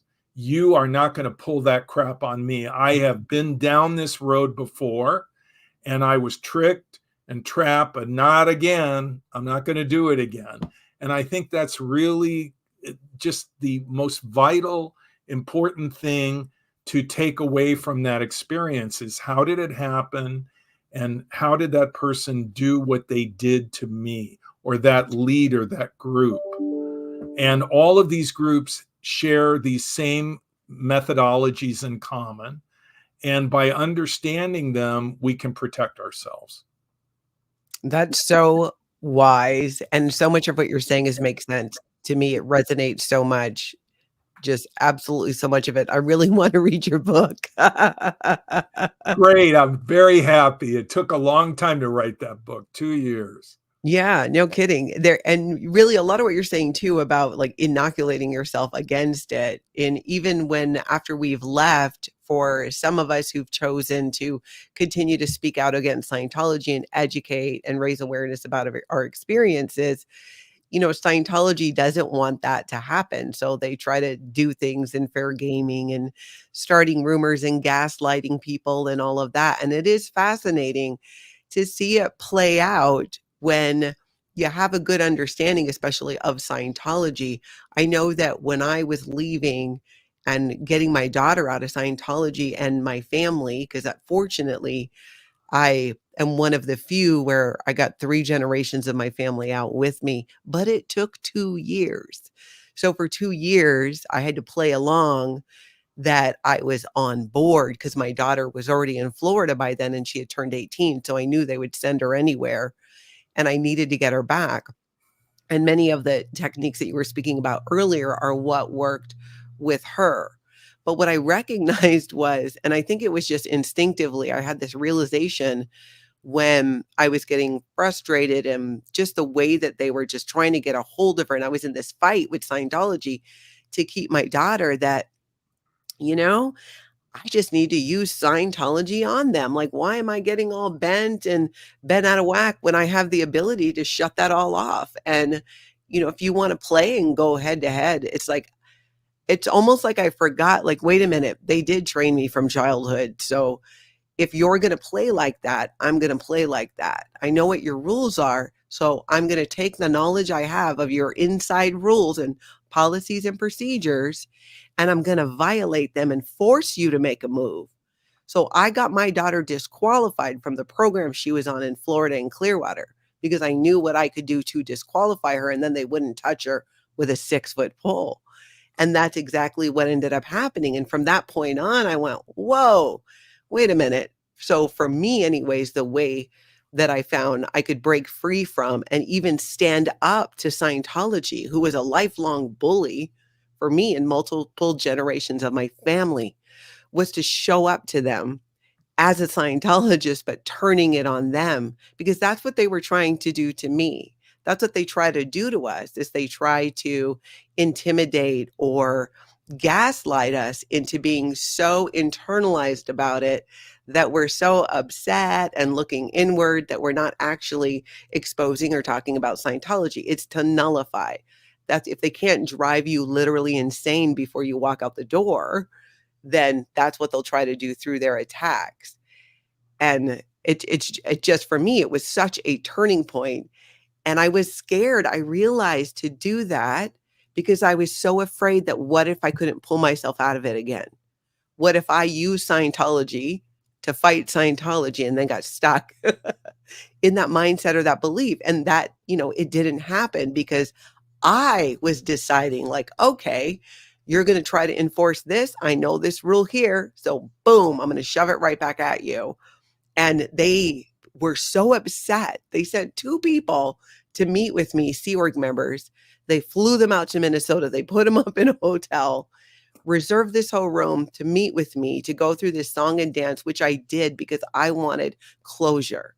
I needed to be able for me to sit there and face them and let them see I'm not upset. I'm not bothered. I'm going to on with my life and I'm going to heal from this, but I'm done. And I don't care what you think about me. Label me a suppressive person. I don't play by your rules anymore. And I know with other people who've left Scientology, that seems to be a common thing is once we get to the point where we realize that what they think of us doesn't matter. And taking that, I've been able to take that point of view into other situations where not everybody, it just doesn't always matter unless you're somebody within my circle or really close to me. have your opinion. I don't feel the need anymore to try and convince anybody that I'm this way or I'm that way, because that's what it was in Scientology. It was constantly trying to force us into this box of obedience. And I think that it's easy as well to leave and just go in a complete opposite direction and maybe even be self-destructive. But I've also seen where people leave, especially the C organization, and go on to create businesses and do things because of that work ethic and their ability to withstand things that are hard. But at the same time, you get so used to living in that state of constant stress and pressure that that's the thing that's most normal to you. And it's not until I think with therapy and other tools that we go, well, wait a minute. I can actually live my life not being in constant fight or flight. Like I have a choice about this.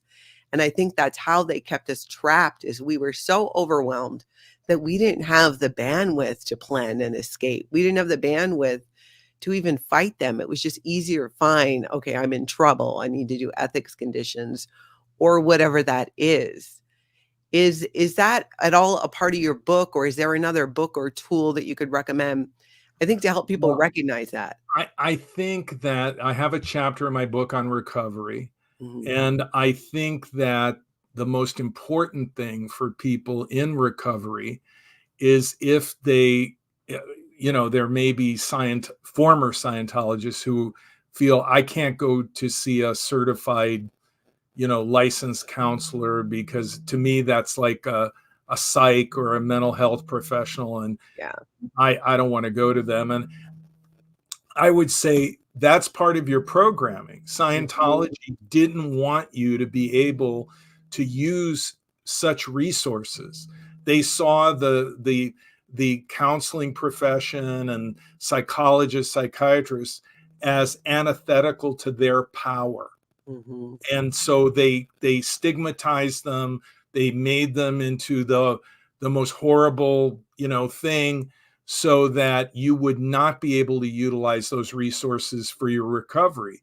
But having said that, if you can get past that, I would say find a counselor with experience working with people that have been in abusive, controlling relationships with narcissists, or people who are former cult members Mhm. that have been part of the work of that particular counselor, helping them in recovery. Because what you want is someone who's familiar with the territory, someone who isn't going to say, well, those feelings fit here within what I know, because I really haven't dealt with former cult members, to understand that much of the feelings that you're having are typical and they fit well within the construct of a former cult member, as opposed to a counselor who has no such experience, who's likely to misunderstand or mislabel those feelings and those problems. So rather than start from scratch with an uninitiated counselor, I would say go with a mental health professional, a licensed counselor, who specializes or in large part serves in the recovery of former cult members. And at culteducation.com, there's a section called Getting Help. And then under that is a section called Recovery. And there is a directory of recovery, cult recovery resources in the recovery section. And then there's a list by state of counselors who have that experience. And I think that those counselors are better able, based on their knowledge base, their experience, to help recovering cult members. And quite frankly, if you're working with someone and they say, well, yes, I have worked with former Scientologists over the years, several, that would be reassuring, so that you don't have to explain everything to the extent that you would if they didn't have that experience. So I think that's really important in the recovery process. But for those people who are thinking, well, I don't want to go to a mental health professional because I just don't like those people, I don't like them. I call it my Scientology programming or whatever. But that doesn't preclude reading. So read the literature on thought reform, on coercive persuasion. Edgar Schein's book is literally titled Coercive Persuasion. Then there's a book written by Robert Cialdini, who taught at Arizona State University. It's called simply Influence. And in it, Cialdini identifies and shows how what he calls the 6 principles of influence work. And you can see how that may have worked on you. For example, liking. We're more likely to comply and go along with people we like than people we don't like. Or authority. We're more likely to comply with people we perceive as authority figures rather than people that have no such authority that we deal with. So, for example, I would listen to a policeman. I would listen to a doctor because I see them as authority figures. Or I would buy the tennis shoes that Michael Jordan wears because I like him. So these principles are used in advertising and political propaganda, and they're used by cults. So I think reading Influence, reading Coercive Persuasion, reading Thought Reform and the Psychology of Totalism, or for that matter, reading my book, which has all of that incorporated into it, is very helpful. And people can do that reading or listening, because there are audio books that they can also get, so that you can unpack your experience and contextualize it, understand it. And I would say it's like when Toto pulls the curtain back in The Wizard of Oz, and Dorothy and the Tin Man and the Lion see that the Wizard of Oz is not this huge, scary visage that they're looking at, I am Oz, but rather it's this old guy running the machine in behind the curtain. And he's not scary, and they're not scared anymore. So if you're dealing with all this, fear and this recrimination and this guilt and everything, do the necessary reading to pull the curtain back on Scientology and see how the tech was constructed. And, again, if it quacks like a duck and it walks like a duck, it just might be a duck. If it looks like thought reform and it has the impact of thought reform and it structures like coercive persuasion, maybe it is. And so read if you don't want to see a counselor, and educate yourself. And I think that is a very, very important step in recovery. I would agree completely. Cutest Effie says, Rick brings a wealth of info with a healing heart. I would agree with that. I'm going to grab a couple of these comments. There was a question in here that I thought was interesting about, do you think David Miscavige could turn to mass unaliving like some other cults did? You mean a mass suicide? A mass suicide, yeah. Yeah. Well, no, because I think David Miscavige is very pragmatic, and that he likes the life that he has. It would be an extraordinary turn of events that would put him in a corner. I mean, the guy, you have to give the guy credit. He's a really smart guy, and he's a survivor. He's gotten over on the IRS. He's gotten over on all of his adversaries. He's very, very good at it, very proficient. So I would say no. I would say that David Miscavige isn't looking for a recipe for the Kool-Aid. That he will continue to be what he has been, a very, in my opinion, ruthless and heartless dictator. I mean, anybody who's listened to Mike Rinder talk about what he what he went through in Scientology and how he's had to deal with the heartbreak of losing his family, can understand the just heartlessness of, it seems to me, of David Miscavige, and how ruthless he really is, that he will turn family members against family members the way he did with Mike Rinder. But at the same time, I have to get this in. Anybody that thinks that Marty Rathbun is a good guy, in my opinion, he's a total scumbag. And this is a guy who has never really apologized for what he did when he was in Scientology. And in the end, it appears he got a big check and he went back over the fence. That's what it looks like. There was a lawsuit, then there's no lawsuit. And, he just does not seem to be somebody who truly is taking responsibility in some way for what he did. Because let me just say this, certain people, when they rise to the very top of an organization, like Marty Rathbun did, they have the bird's eye view of the machine. They can see it working. They know it's a machine. They know what's happening. And they can basically rationalize it and say, but the ends justify the means, which is what destructive cults typically do. And I think maybe someone like Mike Rinder at one time would think, well, look, I've been with Scientology my whole life. This is what I've given my life to. I believe in it. And maybe I do see some things that bother me, but, you have to break eggs to make an omelet. So I'm just going to go with that.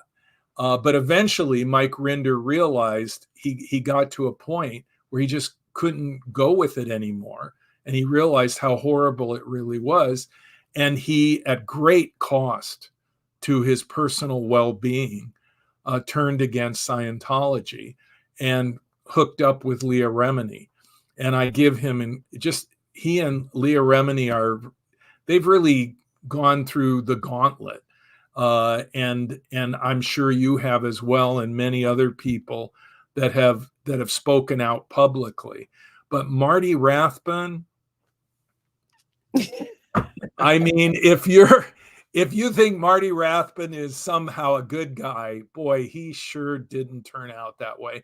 And I can remember as he was moving along in the early days, being a supposed hero, opposing Scientology, I just kept waiting for him to say, well, when I was doing auditing and when I did this and when I did that, these are some of the horrible things that were going on that I was a party to, which Mike Rinder has been forthcoming about. I mean, he will say, well, when I said that, I was lying. And that was the lie that we were supposed to tell. And I was the PR guy for Scientology, and that was my job, was to lie whenever necessary. And I did. Marty Rathbun's never had quite that reckoning with the reality of what he did when he was in Scientology. And I just saw that in the early days of him rising up. And then, of course, in the end, it appears he completely sold out and turned again to his taskmaster, David Miscavige. I don't know what they did for him, how much he got or whatever, but he appears to just be a kind of merciless mercenary who will just go with whatever works for him at the moment. And I don't know. I just felt the need to say that. And at the same time, Eugene Ingram, the PI that harassed me for years, from what I understand, he retired in luxury and happiness in Mexico. And that's where he is, probably drinking a margarita and laughing his way to the bank. Yeah. So, I mean, go figure. Sometimes bad people seem to end up doing well, or at least so it seems. But it takes a lot of bravery to speak out about Scientology And thank you, Natalie, for doing that. Oh, thank you. I'm so appreciated that you came on. I'm already looking forward to the next time we talk again and having you on. Absolutely. Let me share here another time. Let's see. In fact, while you were talking, I already went and ordered my book. Okay. It's probably already on my Kindle, Cult Inside Out: How People Get In and Can Get Out by Rick Allen Ross. You can get it on Amazon. It's available on Kindle, audiobook, or paperback. I just got it on Kindle, and I'm probably going to get it on paperback because I just like to do that sometimes, just have a hard copy like that. And another resource that we want to share with people is the Cult Education Institute, which is culteducation.com, which is an amazing resource. You can get resources in here about Scientology and a multitude of cults. There's so much. I just looked through it a little bit right before we went on, and I'm amazed that I didn't even know that this existed. So thank you so much for sharing that as well and coming on here. I mean, I could honestly speak to you for another 2 hours. So we will absolutely have to do this again. Well, thanks, Natalie. It's been really great talking with you and not having you yell at me about my being an SP. Well, I too am a suppressive person. Yeah. I So mean, birds of a feather. if you haven't been declared, you haven't impacted the organization. I mean, to Mhm. me, the more that they go after me, the more they encourage me to continue my work, because it's a testimony to your effectiveness when they declare you and when they feel that they need to do that. Yeah, when they try, they feel the need to get people to no longer communicate with you or to discredit you in some way. I totally agree. Well, Rick, thank you so much. Everybody, hit that like button on your way out. Hit subscribe. We will do this again. And in the meantime, I hope everybody you get out and have an amazing cult-free day.